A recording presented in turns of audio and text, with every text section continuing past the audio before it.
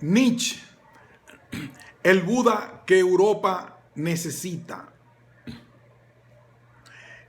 Un ensayo de Iñaki Marieta Hernández. Resumen: Buda y el budismo son tratados por Nietzsche desde la perspectiva que abre su reflexión acerca del nihilismo. Sin embargo, su posición en relación a la espiritualidad budista es ambigua, pues aún caracterizándola como nihilista pasiva, elogia su dimensión higiénica frente al resentimiento que determina al cristianismo. Presentación. La obra de Nietzsche nombra cantidad de personajes de la historia en sus más diversas facetas, hasta el punto de que tiene algo de historia de la cultura universal dedicada al estudio de las personalidades más eminentes.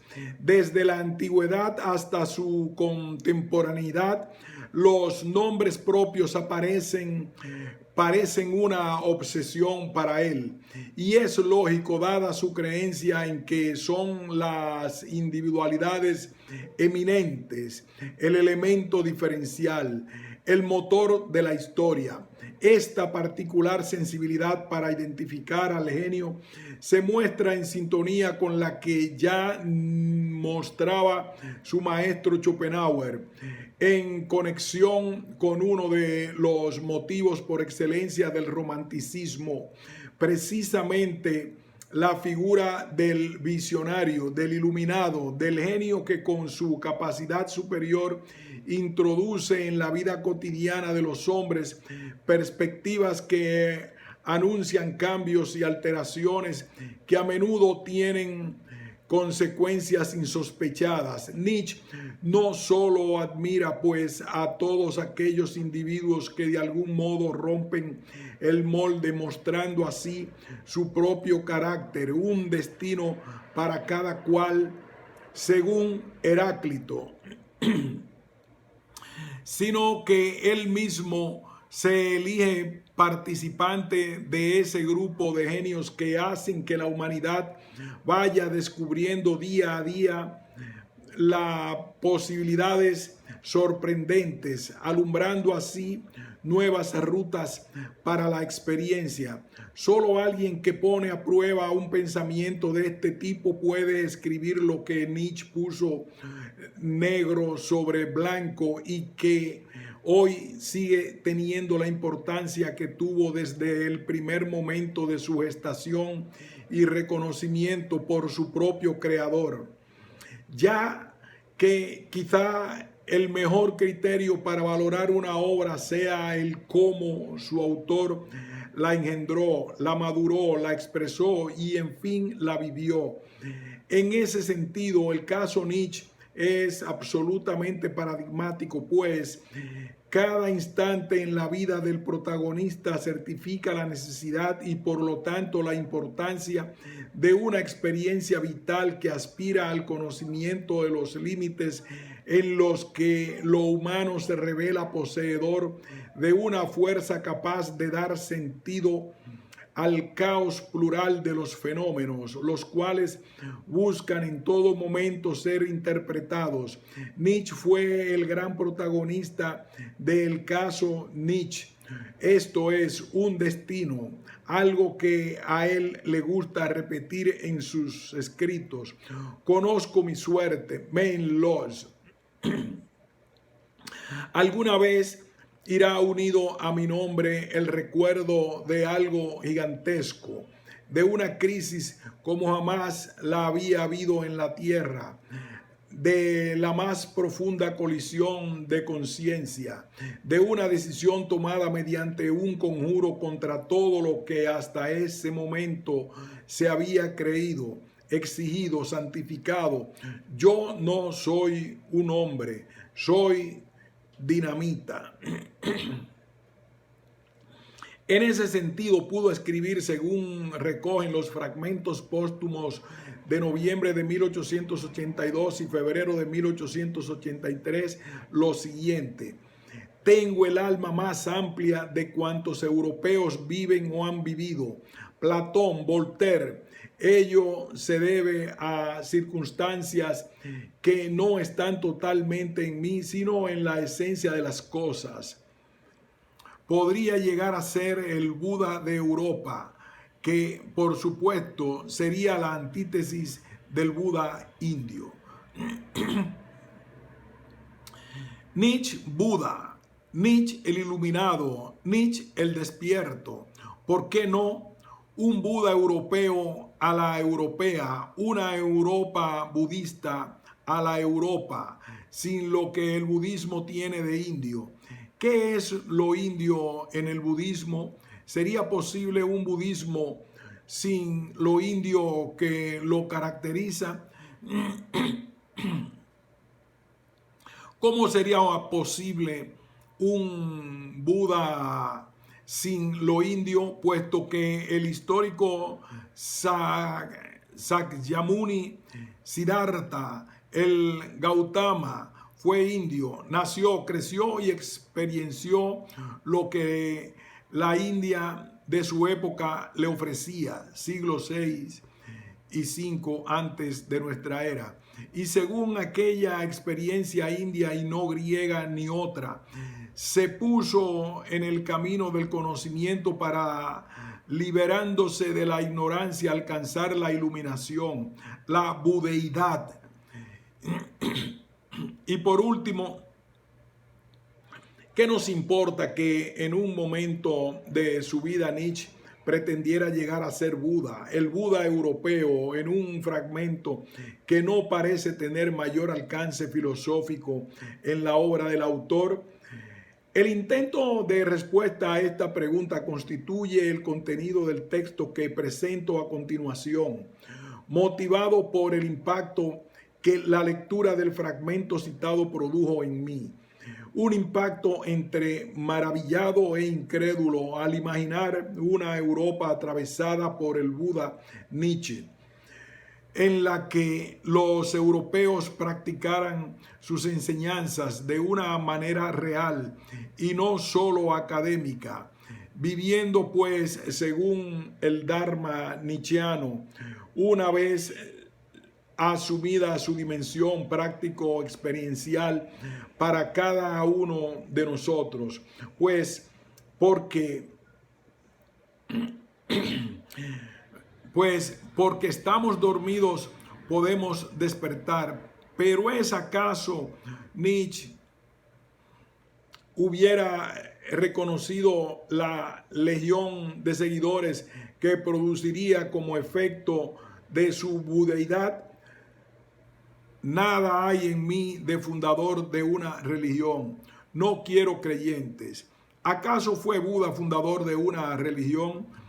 Un primer elemento a tener en cuenta para la comprensión del fragmento que nos ocupa es su contemporaneidad con la elaboración de la primera parte del Zaratustra, según Nietzsche, su mejor libro, un libro en cuyo prólogo se califica al protagonista Zaratustra como despierto, planteándose así el siguiente problema, a saber, ¿qué quieres hacer ahora entre los que duermen? ¿Acaso Nietzsche, un des plus intruit et de plus assuret connaisseur du bouddhisme parmi les Européens de son temps? No estaba al corriente de que Buda en sánscrito significa eso, el que ha despertado, el despierto, y por lo tanto el que está en camino hacia la iluminación. Por supuesto que lo sabía, así como que su Zaratustra iba a ser la ficción literaria que le permitiría expresar su particular budismo europeo, no indio, ya que en la figura histórico-ficticia de Zaratustra se ejemplifica, según Nietzsche, el paso del error a su superación, del estado de ignorancia al estado de sabiduría, motivo por excelencia de la espiritualidad budista. No obstante, la sabiduría europea que reivindica el Buda Nietzsche contra el Buda indio tiene que ver con cierta virtud persa, a saber, decir la verdad y disparar bien con flechas. Pues tal como señala G. Colley, la palabra de Buda se había afirmado precisamente a través de una inversión engañosa, mediante el anuncio de una suprema preeminencia del conocer sobre el actuar. En Nietzsche, la relación auténtica se halla tergiversada. Hay que rechazar un conocimiento que no se traduzca en acción. Tal parece ser el concepto que hace la diferencia entre Europa e India y por lo tanto también en el modo en que en cada civilización se alcanza el estado de Buda. El concepto de acción es la línea divisoria entre dos modos de entender la práctica espiritual en todas sus dimensiones. Pues si para la Europa de la que se reclama Nietzsche desde Grecia hasta hoy y aún desde la Persia semimitológica de Zaratustra, el concepto de acción es el signo de identidad espiritual y seguramente la razón de que por su experiencia surgiera la actividad filosófica. Para la India y para el budismo en particular parece que es todo lo contrario, una anulación de la acción hasta alcanzar el nirvana, de modo que la dimensión necesariamente activa de todo ser, que todo ser siente, solo se supera, esto es, se anula a través del conocimiento, práctica del Dharma, dirigido a la iluminación, budeidad, que desemboca en el nirvana, estado en el que la acción queda suspendida, aniquilada, reducida a nada, pues es por la acción en cuanto dimensión necesaria de lo sintiente, reducida a nada, pues es por la acción en cuanto dimensión necesaria de lo sintiente que nuestras vidas experimentan dolor y sufrimiento sin remedio. Solo queda un paso para identificar, como se hizo durante los siglos XVIII y XIX en Europa, el budismo y el hinduismo en general, con el nihilismo como un querer la nada para así anular la dimensión sufriente de la existencia, consecuencia de nuestra dimensión necesariamente activa. Esta perspectiva europea en relación al budismo y a su propuesta de no acción es la que alimentará el propio Nietzsche, si bien con sus matices, a instancia de una fuerte corriente de opinión instalada en el viejo continente, que solo con el conocimiento de las lenguas orientales y la traducción de los textos que recogen el pensamiento indio y el budista se ha ido matizando. Pues la acción de la que se reclama Nietzsche como buen europeo, heredero de la tradición griega y de su voluntad trágica, desde la perspectiva oriental jamás nos dará paz ni nos liberará del samsara. Desde la perspectiva oriental jamás nos dará paz ni nos liberará del samsara, ciclo de las reencarnaciones, donde la condena desiderativa es un abismo infinito que jamás puede satisfacerse. De este modo, los elementos budistas que caracterizan a Zaratustra en cuanto a Zoroaster, aún siendo fundamentalmente el heraldo de la filosofía de la acción trágica que propugna Nietzsche, son el resultado de la crítica al nihilismo que desde el comienzo de sus escritos va elaborando Nietzsche y que hacia el final de su vida lúcida, alcanza su máximo de acuidad. Schopenhauer y el Renacimiento oriental europeo. Nos hallamos ante un tránsito hacia el vacío de la nada. Se diría, escribe Schopenhauer, que al igual que las lenguas más antiguas son más perfectas, también lo son las religiones más antiguas. Si yo quisiera adoptar los resultados de mi filosofía como medida de la verdad, habría de conceder al budismo la preeminencia sobre todas las demás.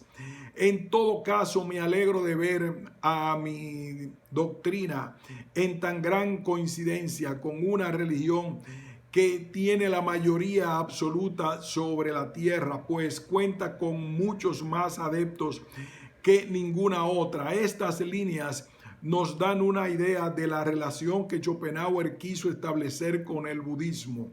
Un vínculo de legitimación filosófica basado en su antigüedad, anterior al cristianismo, así como al gran número de practicantes. No es pues que Schopenhauer fuera budista, esto es, practicante del Dharma, sino que más bien encontró en el budismo una especie de garante espiritual para su metafísica, al margen de la tradición judeocristiana que despreciaba y que tanto por su antigüedad como por el número de adeptos probaba de algún modo la verdad contenida en su filosofía. El mundo como fenómeno, piensa Schopenhauer, es mi representación, una especie de ensueño o velo de Maya, construido según las formas a priori que son el espacio, el tiempo y la causalidad, lo que hace que la verdadera realidad esté más allá del sujeto cognoscente, el cual a su vez no es sino la realización de un fondo oscuro del que forma parte todo impulso, apetito, placer y dolor. Schopenhauer lo denomina voluntad. En el caso del hombre, máximo representante ontológico del grado de objetivación de la voluntad, Schopenhauer diferencia representación y voluntad, lo cual significa que la voluntad se hace presente como tal para sí misma, de modo que por dicha diferenciación la voluntad aparece como el fondo que se disgrega sin atender a racionalidad ninguna en la infinidad de lo existente. Esta absurda dispersión de la voluntad es debida a que la voluntad es esencialmente vacía y por ello siempre produce insatisfacción, porque no es un querer de esto o aquello. Así, la autoconciencia de la voluntad acerca de sí misma conlleva la renuncia, la negación de la voluntad a sí misma, pues su realización como querer es infinita y por ello imposible. La negación de la voluntad de vivir es el resultado al que llega el pensamiento de Schopenhauer como su verdad, razón por la cual encuentra su alma gemela en el pensamiento indio y en el budista en particular. El nihilismo, en que consiste la negación de la voluntad de vivir. Schopenhauer lo encuentra mucho más desarrollado, expresado de múltiples maneras y expuesto con su mucha más vivencia de la que pudiera darse en la iglesia cristiana y en el mundo occidental, en las antiquísimas obras del lenguaje sánscrito. Un lenguaje cuya literatura, la sánscrita, llegaría a tener una incidencia en su época en absoluto menor a la del renacimiento de la literatura griega en el siglo XV. Está claro que Schopenhauer confundió su propio deseo con los hechos, pues por mucho que la literatura sánscrita sea hoy más accesible de lo que lo era hace 2 siglos, La causa y el origen del nihilismo trascienden la oleada de orientalismo que desde hace poco más de 2 siglos invade Occidente. Una causa y un origen del nihilismo europeo que seguramente hay que buscar en la incomprensión del concepto de acción, que viene determinado en el modo en que Occidente desde la aristotélicas y aún antes se confrontan al origen, a su responsabilidad con el pensar, en modo que se han manifestado meramente instrumental. La negación de la voluntad de vivir hace referencia pues a un nihilismo a la europea que Schopenhauer pretende justificar en su verdad ético-metafísica, trayendo como prueba la antigüedad del pensamiento oriental y budista, que recogen los textos sánscritos descubiertos en su época. De modo que, aun siendo cierto que Schopenhauer participe de l'air du temps de sa jeunesse, cuando il labor a Dresde de 1814, Le Monde comme la volonté et comme representation, le mythe de la Renaissance orientale, est plein source. El nihilismo que caracteriza su filosofía no tiene su origen en un cierto renacimiento oriental europeo, sino que su genealogía hay que ir a buscarla en las raíces greco-judías de la cultura occidental.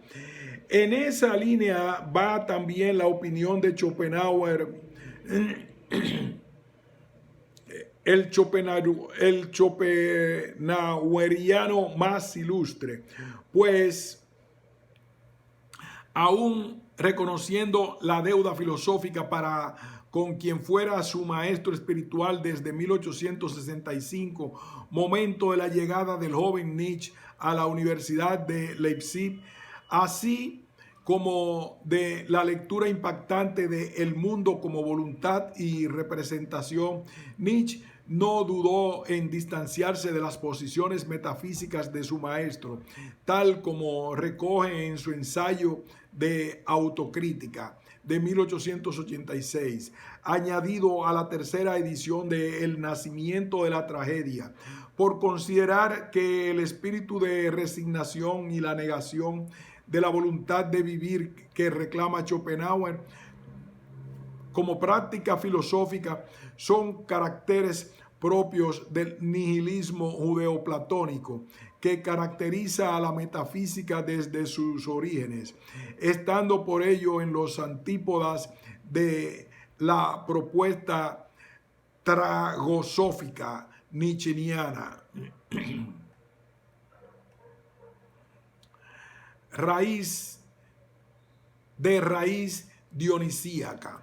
El nihilismo es, pues, el gran reto especulativo, lo que hay que pensar, ya que tanto Schopenhauer como sus orientales budistas u otros, así como la propia metafísica platónica, están imbuidos de esa gran enfermedad que, como un huésped no deseado, el más siniestro de todos los huéspedes, está ante la puerta. Nietzsche, profeta del nihilismo. En noviembre de 1887 y marzo del 88, Nietzsche escribe 4 textos breves recogidos en los fragmentos póstumos, en los que presenta proféticamente el advenimiento del nihilismo. En este caso, Nietzsche utiliza la ficción del profeta para presentar el contenido de su pensamiento, de manera que su escritura debe estar inspirada por algo superior que hace que su palabra contingente se transforme en palabra necesaria, pudiendo anunciar así con absoluta legitimidad la historia de los próximos 2 siglos. Sin embargo, esta transformación que inspira la escritura del primer consumado nihilista de Europa no está propiciada por ninguna divinidad instalada en el panteón de la superchería, sino por la actividad propia que dota de sentido a la existencia misma del filósofo. Reflexionar. Esta es la novedosa conexión que bajo los auspicios de la tragosofía, realización de la sabiduría según el logos de la tragedia griega, establece Nietzsche entre reflexión y profecía, dando con ello a la actividad filosofante un rango que había perdido desde Platón. Pues quien aquí toma la palabra no ha hecho en cambio y hasta ahora otra cosa que reflexionar como un filósofo y solitario por instinto que encontró su provecho en permanecer aparte, al margen, en la paciencia, en la dilación y en el demorarse, como un espíritu arriesgado y experimentador que se ha extraviado al menos una vez en cada laberinto del porvenir, como un espíritu profético que mira atrás mientras narra lo que vendrá, como el primer consumado nihilista de Europa, pero que ya ha vivido en sí el nihilismo hasta el final, que lo tiene detrás de sí, por debajo de sí y fuera de sí. La profecía sobre el nihilismo que nos viene, en el que ya estamos si no nos atenemos a la cronología secular, no es, sin embargo, un fin en sí misma. Le sirve al filósofo como diagnóstico a partir del cual elaborar el contramovimiento que en algún futuro reemplazará ese consumado nihilismo y se llama la voluntad de poder, ensayo de una transvaloración de todos los valores. No obstante, la verdad de este acontecimiento cognitivo, pues, nos pone a la vista lo porvenir requiere para su plena realización epistémica y en este caso genealógica una dosis de concreción que Nietzsche se apresura a poner por escrito, pues no ignora que el escenario en el que se está representando la tragedia por excelencia, la vida, no puede ser otro que el que ofrece la cultura, horizonte de realización simbólica sin el cual nada es posible y menos aún el nihilismo. En ese sentido, Nietzsche escribe: son nuestros mismos valores tradicionales los que tienen en él el nihilismo, su última consecuencia, porque el nihilismo es la lógica de nuestros grandes valores e ideas llevada al extremo, porque ante todo tenemos que vivir el nihilismo para descubrir el auténtico valor de aquellos valores. Esta afirmación contiene aquello que constituye el fondo mismo del nihilismo, allí donde el nihilismo adquiere todo su sentido para Nietzsche, pues el nihilismo se enraiza en una interpretación muy determinada en la cristiano moral, que es la que consiente y potencia el rechazo radical del valor del sentido de la deseabilidad, constituyendo así la negación de la vida y por lo tanto de la voluntad de poder en su forma saludable, esto es, en su forma no resentida, higiene identificable al mensaje de Zaratustra.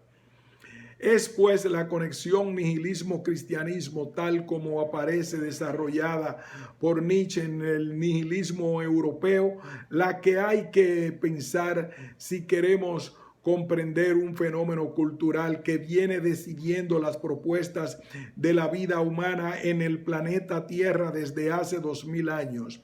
Pues mientras esa conexión se mantenga impensada y en su interior el platonismo para el pueblo que es el cristianismo, tanto más nuestras acciones estarán sometidas a la lógica de nuestros grandes valores. El nihilismo. Pensar el nihilismo es la tarea que compete al profeta filósofo Nietzsche, ya que solo a partir de la comprensión del destino que impone la necesidad de lo oculto en el valorar, estaremos en condiciones de asumir tragosóficamente nuestra condición radicalmente hermenéutica.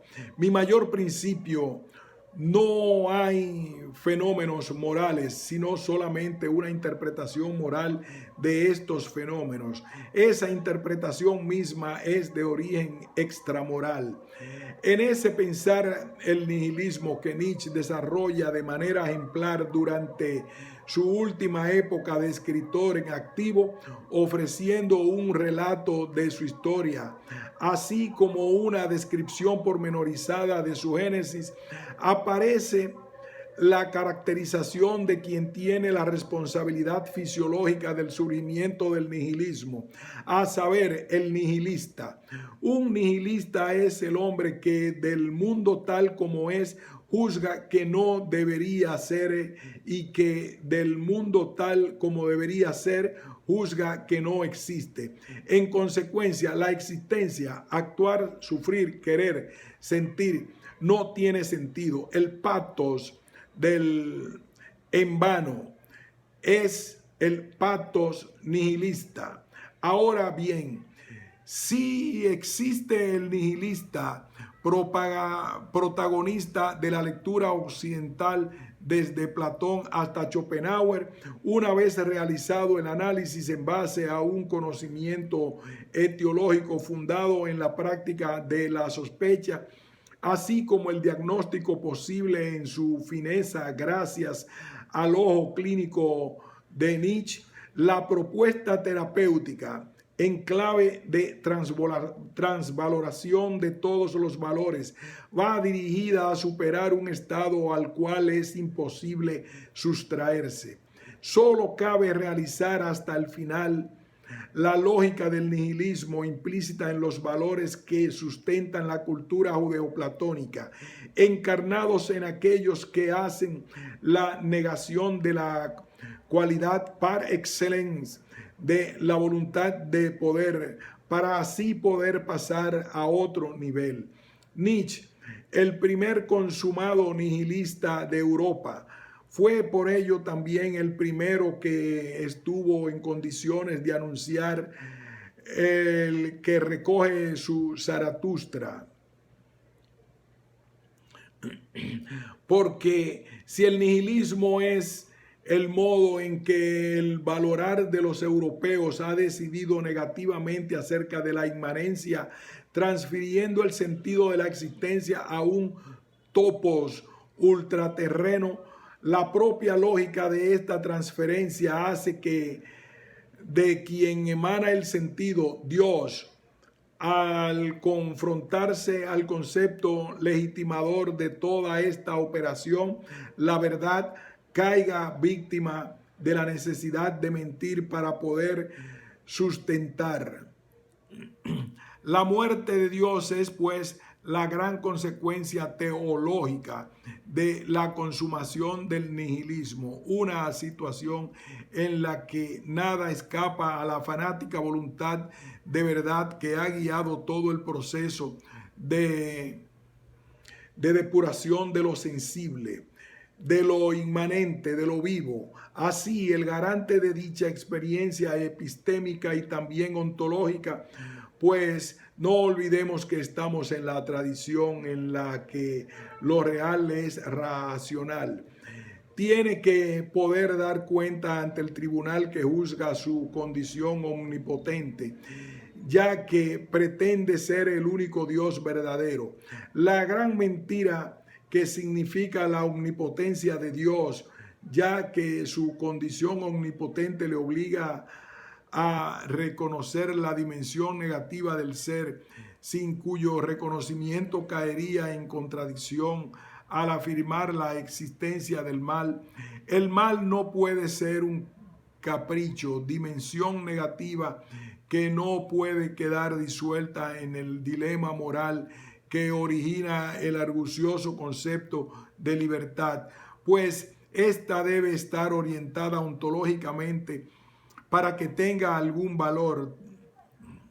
Tiene como consecuencia su desaparición como ficción legitimadora de una voluntad de poder que se niega a sí misma porque hace de la negación la cualidad por excelencia de la vida.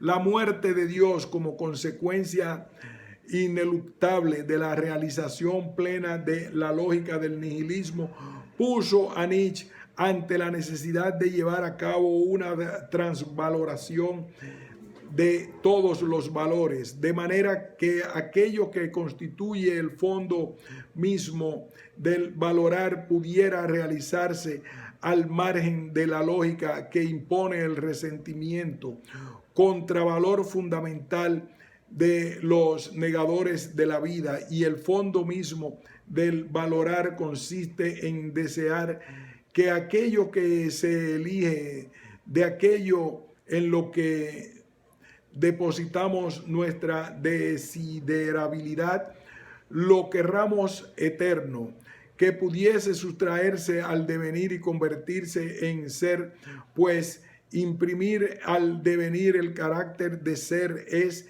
la suprema voluntad de poder, de modo que ninguna elección ni decisión fuese estratégica, sino que cada momento volviera eternamente. El eterno retorno de lo mismo es la respuesta postnihilista a la condición desiderativo-fisiológica del hombre, una respuesta que desde la lógica del nihilismo, es decir, desde el resentimiento de quien niega la vida, parece tan imposible como inmoral, pero solo desde la lógica del nihilismo, la condición que inaugura el Übermensch va a permitir a Nietzsche acceder a una experiencia de la voluntad de poder en la que la salud, al margen de todo resentimiento, se experimenta como telos de un existir al que la condición trágico azarosa la hace heroica y por eso autosuficiente. Pero para esto hay que acabar con el nihilista que necesariamente somos cada uno en cuanto interpretamos según los valores judeoplatónicos en los que hemos sido instruidos. No obstante, el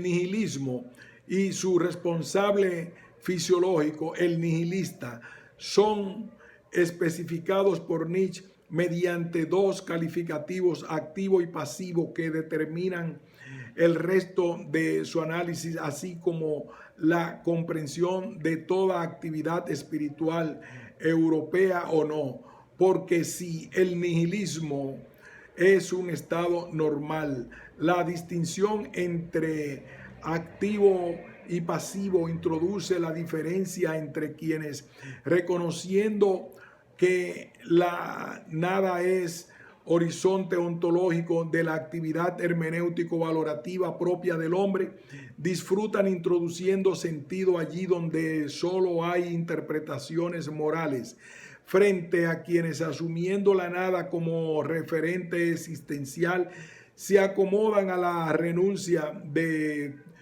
todo actuar y al resentimiento contra los valores de la vida. La presencia de Buda y el budismo en Nietzsche y su comparación con el cristianismo. Si los análisis acerca de Buda y el budismo que aparecen en la obra de Nietzsche solo cobran sentido desde la perspectiva abierta por su reflexión acerca del nihilismo. Ello ocurre porque la espiritualidad budista, aún perteneciendo al ámbito de la civilización denominada oriental, no escapa a la necesaria ontología que determina el pensar humano, imponiendo a la filosofía la dimensión universal que lo caracteriza, pues aun cuando el nirvana no deba ser simplificado, identificándolo al no ser y a la nada de la tradición parmenidea, no puede negarse que la problemática lógico-existencial esté presente en el pensamiento de Siddhartha, el Gautama.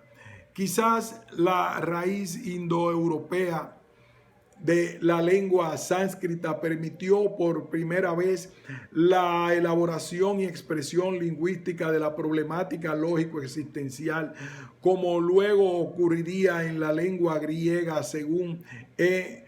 Benveniste, hasta alcanzar su forma ontológico negativa que le dio aquel hindú que fue el Buda histórico. Así, en el marco de la reflexión acerca del nihilismo como fenómeno espiritual universal, Nietzsche escribe: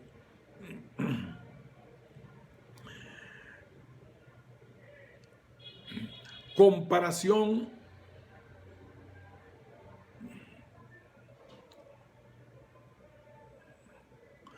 La comparación nos sirve para mostrar que aun cuando la valoración del budismo por Nietzsche lo identifica al ámbito nihilista pasivo cristiano, ambas espiritualidades mantienen diferencias que hacen que Nietzsche trate el budismo sin la acritud con la que trata al cristianismo a lo largo de toda su obra, ya que el budismo es 100 veces más realista que el cristianismo.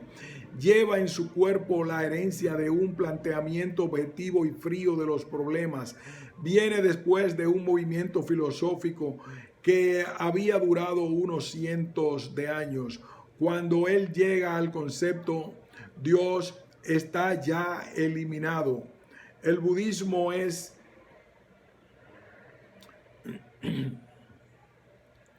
cuando él llega al concepto de Dios está ya eliminado. El budismo es la única religión auténticamente positivista que la historia nos muestra. También incluso en su teoría del conocimiento, un fenomenalismo riguroso. Él no dice lucha contra el pecado, sino el budismo es la única religión auténticamente positivista que la historia nos muestra.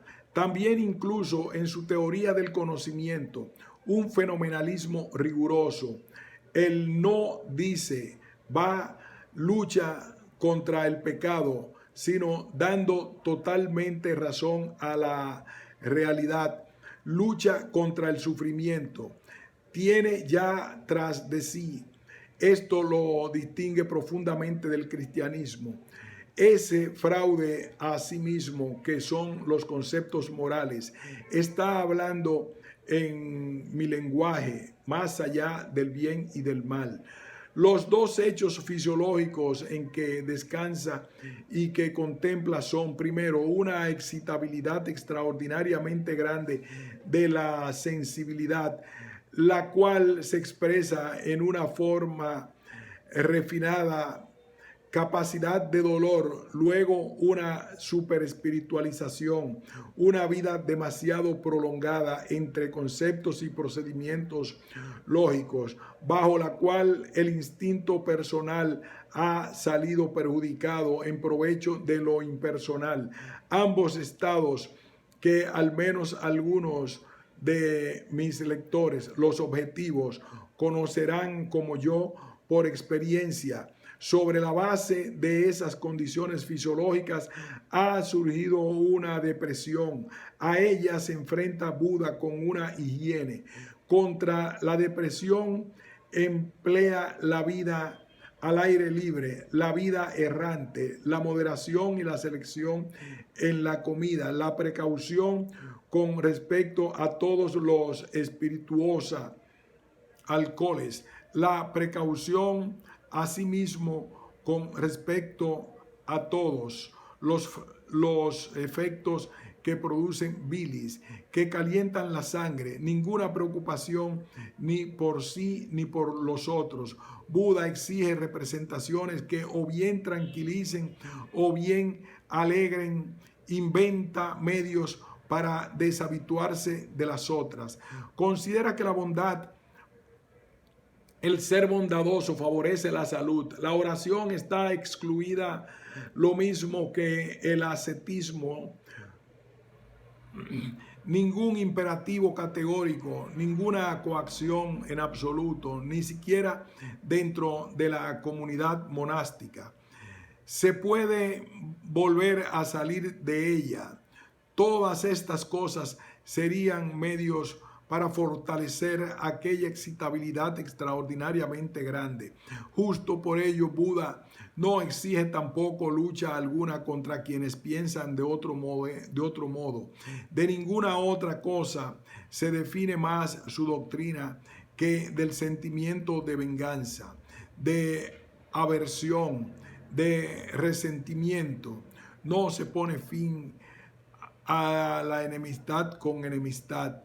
Conmovedor estribillo del budismo entero.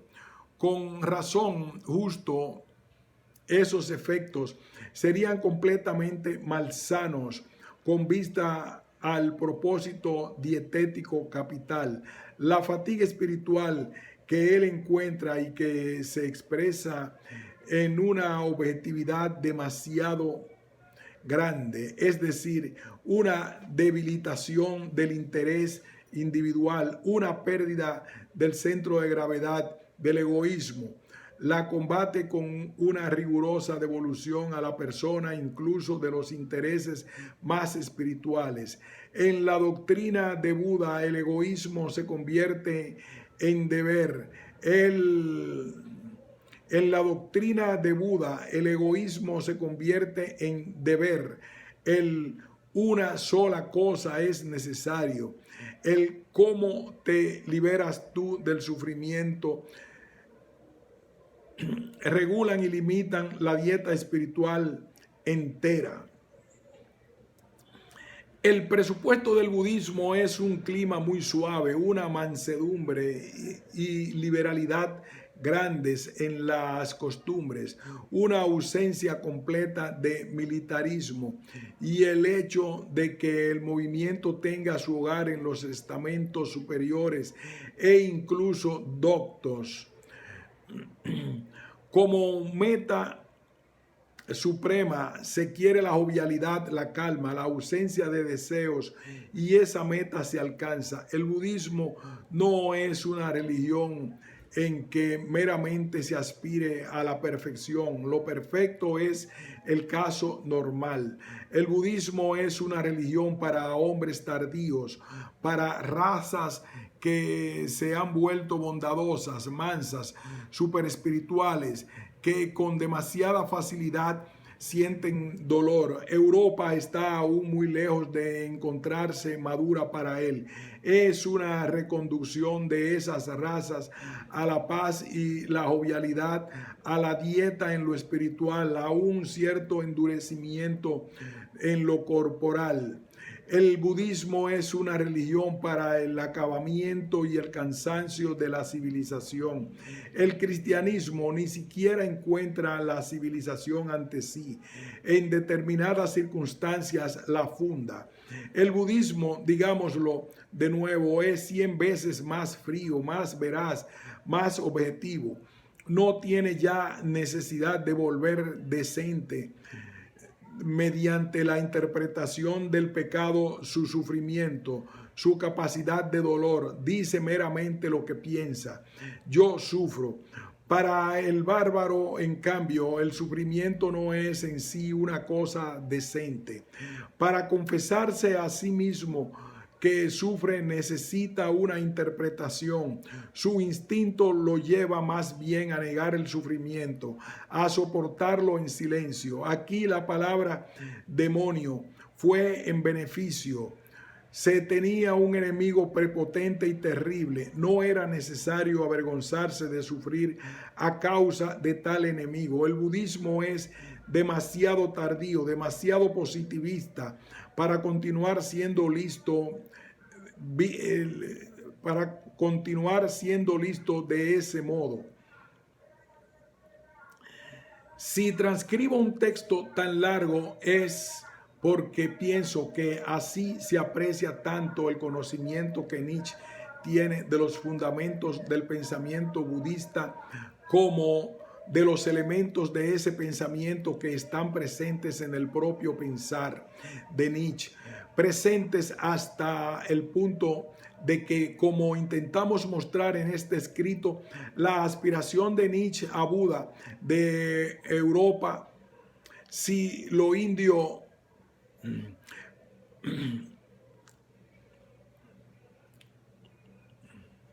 si transcribo un texto tan largo es porque pienso que así se aprecia tanto el conocimiento que Nietzsche tiene de los fundamentos del pensamiento budista como los elementos de ese pensamiento que están presentes en el propio pensar de Nietzsche, presentes hasta el punto de que, como intentamos mostrar en este escrito, la aspiración de Nietzsche a Buda de Europa, sin lo indio de Buda, ni está infundada, pues hay elementos budistas en el pensamiento de Nietzsche, ni sería aberrante considerar el pensamiento que expresa Zaratustra como la sublimación tragosófica y europea de los elementos budistas que caracterizan al persa en cuanto Erwachter.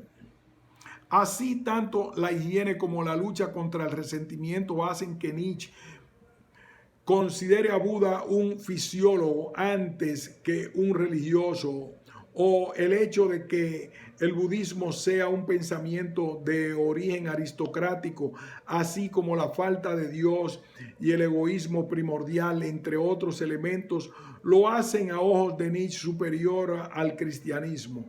Todo ello lleva a Nietzsche a oponer a sus respectivos fundadores Buda contra el crucificado. En el interior del movimiento nihilista hay que hacer siempre una neta distinción entre el nihilismo cristiano y el budismo y el budismo.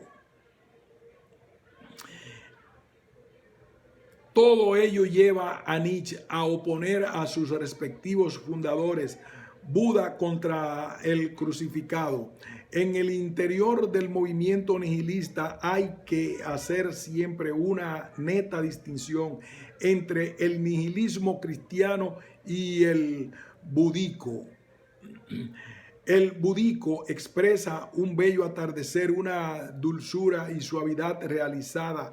Es gratitud hacia todo, incluso a lo que ha dejado tras él, sin marca de amargura, de decepción, de rencor, resentimiento. En fin, tiene tras sí el alto amor espiritual, de la contradicción fisiológica, y de esto también se reposa, pero de ello obtiene aún una aureola espiritual y un enrojecimiento de puesta de sol, origen, las castas más elevadas. El movimiento cristiano es un movimiento de degeneración hecho con todo tipo de elementos excluidos y decepcionados. No expresa el declive de una raza. Es ya de entrada ensamblaje disparatado de residuos de enfermedad que se buscan para apretarse uno contra el otro, razón por la cual no es nacional, no ligado a una raza, se dirige a los desheredados de todas partes. Tiene una rencor, resentimiento fundamental hacia todo lo que es logrado y dominante. tiene necesidad de un símbolo que significa el anatema de los triunfadores y de los dominadores. También está en oposición con todo movimiento intelectual, toda filosofía, toma el partido de los imbéciles y lanza el anatema sobre el espíritu, rencor hacia los dotados, los sabios, los que son independientes por el espíritu, adivina en ellos lo que está logrado, lo que es dominador. Conclusión. Toda esta valoración de Buda y el budismo, así como su comparación con el cristianismo, sirve para mostrar no solo el interés de Nietzsche por esta religión o higiene, sino que para diagnosticar lo lejos que aún se encuentra Europa de llegar a experimentar el budismo a la europea, claro, pues por muy adelantada que esté Europa en otros aspectos, en asuntos religiosos aún no ha alcanzado la ingenuidad generosa de los viejos brahmanes, en señal de que en la India de hace 4000 años se pensaba más y solía transmitirse más placer en el pensar que ahora entre nosotros. Aquellos brahmanes creían primero que los sacerdotes eran más poderosos que los dioses y segundo, que el poder de los sacerdotes se residía en las costumbres, por lo que sus poetas no se cansaban de celebrar las costumbres, oraciones, ceremonias, sacrificios, cantos, metros, como las verdaderas dispensadoras de todo lo bueno. Por mucha literatura y superstición que hayan entrado aquí, las ideas son válidas. Un paso más y se dejaba de lado a los dioses, lo que Europa tendrá que hacer también un día. Otro paso más y ya no se necesitaba tampoco a los sacerdotes e intermediarios y apareció Buda, el maestro de la religión de autosalvación. Qué lejos está aún Europa de esta etapa de la cultura. Cuando por fin estén destruidos todos los usos y costumbres sobre los que reposa el poder de los dioses, los sacerdotes y los salvadores, cuando la moral en el sentido tradicional haya muerto, entonces vendrá. ¿Qué vendrá entonces? Pero no hagamos conjeturas, sino procuremos que Europa recupere lo que en la India, entre el pueblo de los pensadores, ya se hizo como imperativo del pensar hace miles de años. Actualmente hay quizás de 10 a 20 millones de hombres entre los diversos pueblos de Europa que ya no creen en Dios. Es mucho pedir que se den una señal los unos a los otros en cuanto se reconozcan. De ese modo también se darán a conocer, inmediatamente serán un poder en Europa y afortunadamente un poder entre los pueblos, entre los estamentos, entre ricos y pobres, entre los que mandan y los sometidos, entre los más inquietos y los más tranquilos y tranquilizadores de los hombres. Todo lo expuesto hasta aquí muestra que Nietzsche meditó el contenido del pensamiento budista muy detenidamente antes de presentarse como el Buda de Europa. Ni qué decir tiene que Nietzsche no era budista en el sentido de practicar la ortodoxia del Dharma. Que se sepa, no perteneció a ningún grupo de práctica budista. Sin embargo, su propuesta tragosófica, anunciada y explicada por Zaratustra, es lo que debe ser considerado propiamente búdico, despierto en el pensamiento que expone Nietzsche a lo largo de toda su obra y que podría resumirse en el pensamiento del eterno retorno del mismo.